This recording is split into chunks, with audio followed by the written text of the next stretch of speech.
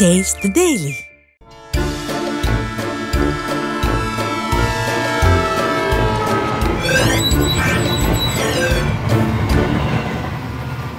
வணக்கம் அக்கா. நாட்டில் ஆயிரம் பிரச்சனைகள் இருக்கையில் சில பேர் அண்ணன் உதயநிதி துணை முதலமைச்சர் ஆக போறாராமேன்னு பேசிக்கிட்டு இருக்காங்க. இன்னைக்கு கூட அமைச்சர் சேகர் பாபு கிட்ட கூட ஒரு செய்தியாளர் கேட்டாரு. அவர் செய்தியாளரா இல்ல திமுக கும்பலே ஆள் செட் பண்ணி இப்படி கேட்காங்களான்னு தெரியல. அதாவது அண்ணன் அந்த பொறுப்புக்கு வரணும்னு எதிர்பார்ப்பு இருக்கிற மாதிரி பில்டப் பண்றாங்க. ரேஷன்ல அரிசி பருப்பு கிடைக்க மாட்டேங்கி, அது எப்ப கிடைக்கும்னு ஜனங்க எதிர்பார்த்துட்டு இருக்காங்க. கரண்ட் பில்லை இப்படி ஏத்திட்டாங்களே, இதை யாராவது போராடி குறைக்க மாட்டாங்களான்னு ஜனங்க எதிர்பார்க்குறாங்க. இப்படி மக்களோட எதிர்பார்ப்புகளை எல்லாம் என்ன ஏதுன்னு பார்க்காம ஏமாத்திட்டு வாரிசு அமைச்சருக்கு பில்டப் கொடுக்கிற திமுகவை என்னன்னு சொல்றது? என்னமோ அமைச்சரவையை மாத்துங்க, மாத்தாம போங்க, அது உங்க பாடு. ஜனங்களோட பிரச்சனைகளை காது கொடுத்து கேளுங்க, அதுதான் முக்கியம். சரி மக்களே, போய் குறுஞ்செய்தியை பார்த்துட்டு வாங்க, விரிவான செய்திகளை பார்க்கலாம். மக்கா, ஐயா ஸ்டாலின் திடுதுப்புன்னு அம்மா உணவகத்தில் ஆய்வு பண்ணியிருக்காரு. நாடாளுமன்ற தேர்தலில் இருக்கிற கூட்டணியில புதுசா ஆட்களை சேர்த்த பிறகும் 6% ஓட்டு அடி வாங்கிட்டதால சட்டமன்ற தேர்தலை மனசுல வச்சு இப்பவே நாடகத்தை ஸ்டார்ட் பண்ணிட்டாங்கப்பா. நான் சொல்லல, விவரம் தெரிஞ்சவங்க சொல்றாங்க.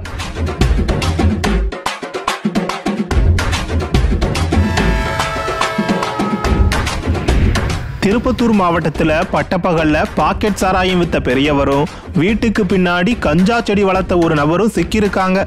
திராவிட மாடல் ஆட்சியில தமிழ்நாடு எப்படி வளர்ந்துருக்குன்னு கண்ணை திறந்து பாருங்க.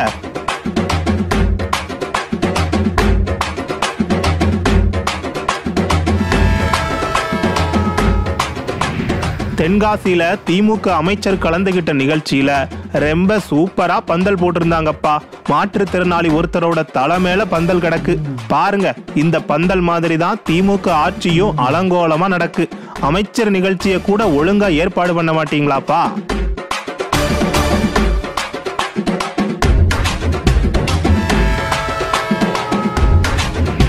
பகுஜன் சமாஜ் கட்சியோட மாநில தலைவர் கொலை வழக்கு சரியான திசையில போகல, வழக்க திசை திருப்புறாங்கன்னு சொல்லி அந்த கட்சியோட தொண்டர்கள் போராட்டம் நடத்தியிருக்காங்கப்பா. குறுஞ்செய்திகளை பார்த்தாச்சு மக்களே, விரிவான செய்திகளை பார்த்தரலாம். திராவிட மாடல் கும்பலுக்கு பயம் வந்துருச்சுன்னு நினைக்கிறேன். ஏன் சொல்றேன்னா, இதுவரைக்கும் போட்ட நாடகத்திலேயே சூப்பர் நாடகத்தை இன்னைக்கு தான் போட்டிருக்காங்க. ஐயா ஸ்டாலின் அம்மா உணவகத்தில் ஆய்வு பண்ணுதாருப்பா. உடனே உடன்பிறப்புகள் பயங்கரமா ஃபயர் விட்டுருக்காங்க. உடன்பிறப்புகள் வேணும்னா இந்த நாடகத்தை பார்த்து உருகலாம், ஜனங்க ஏமாற மாட்டாங்க.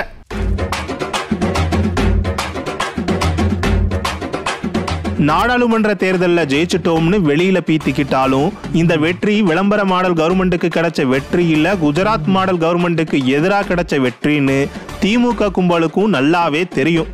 அடுத்து வரப்போற சட்டமன்ற தேர்தலில் தான் விளம்பர கும்பலுக்கு ஜனங்க சாட்டை அடி கொடுக்க போறாங்கன்னு தெரியும்.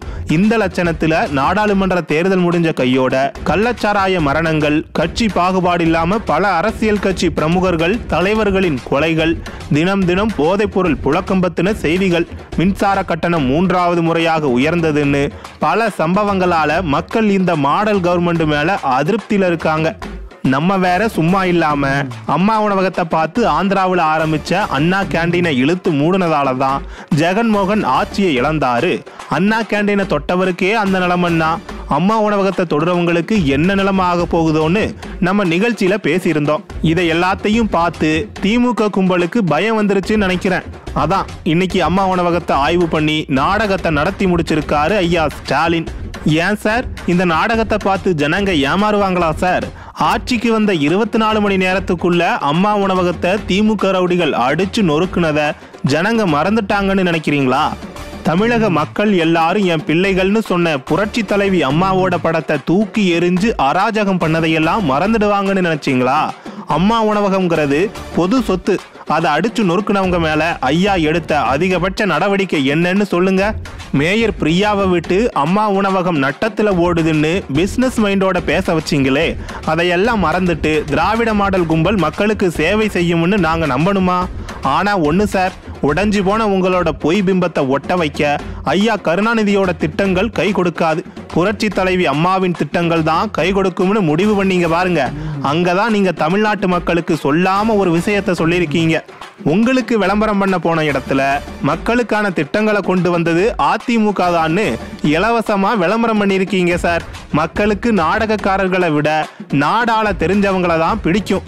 அந்த வகையில அம்மா உணவகம் ஒன்னே அதிமுக தான் மக்களுக்கான கட்சிங்கிறத காலத்துக்கும் சொல்லும்.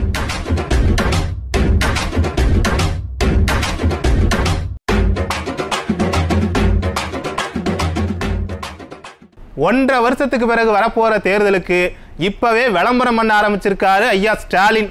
அப்படியே உடன்பிறப்புகளுக்கும் கொஞ்சம் அட்வைஸ் பண்ணணும். ஏன் சொல்றோம்னா, ஆளுங்கட்சிங்கிற திமிருல போற வர ஆளுங்க கிட்டலாம் வம்பிழுத்துக்கிட்டு இருக்காங்க. கடலூர் பக்கம் அப்படி ஒரு சம்பவம் நடந்திருக்கு. அதை கொஞ்சம் பாருங்க.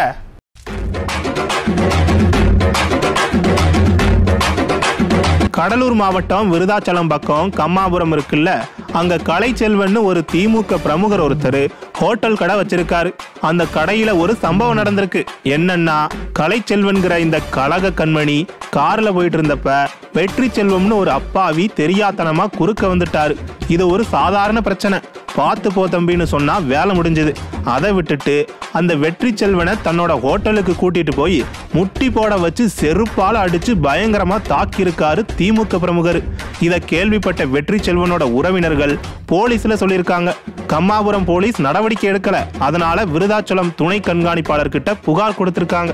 அராஜகத்தை அவர் என்ன சொல்றாருனாக்கா, எங்களுடைய எது என்ன சொல்றோம்னாக்கா, நாங்க வந்து ஆளுங்கட்சியில இருக்கோம், நாங்க எது வேணா செய்வோங்கிறாரு.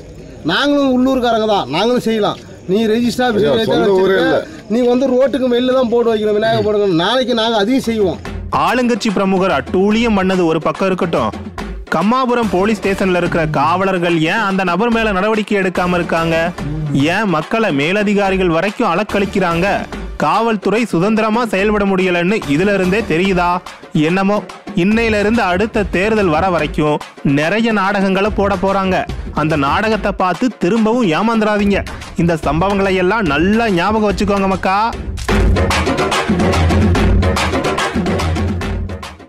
இந்த ஆட்சியில தொடர்ந்து நிறைய தவறுகள் நடக்குமக்கா. அதை சொன்னோம்னா இந்த கவர்மெண்ட் அதை திருத்திக்க மாட்டாங்க. திருத்துவாங்கன்னு தோணல. உதாரணமா சொல்லணும்னா, கள்ளச்சாராயம், கஞ்சா வியாபாரம், கள்ள மது, போதைப் பொருள் விற்பனை இந்த ஆட்சியில தொடர்ந்து நடக்கத்தான் செய்யுது. இந்த அரசாங்கம் தடுத்துச்சா? இல்லையே. கடந்த 2 நாள்ல கிடைச்ச முக்கியமான செய்தியை மட்டும் சொல்றேன், கேளுங்க.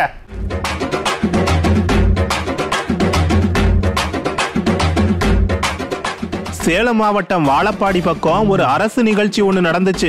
அதுல கலந்துகிட்ட கள்ளக்குறிச்சி எம்பி மலையரசன் கிட்ட சந்து கடைகள் நிறைய இருக்குன்னு சொல்லி பொதுமக்கள் சொல்லியிருக்காங்க.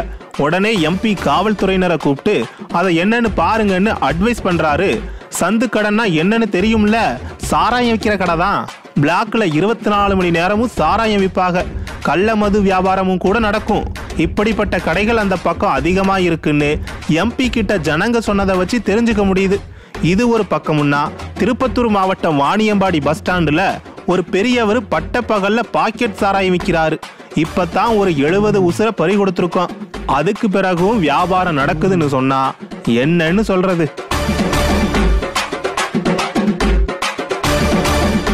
இதெல்லாம் விட உச்சக்கட்ட கொடுமை என்ன தெரியுமா?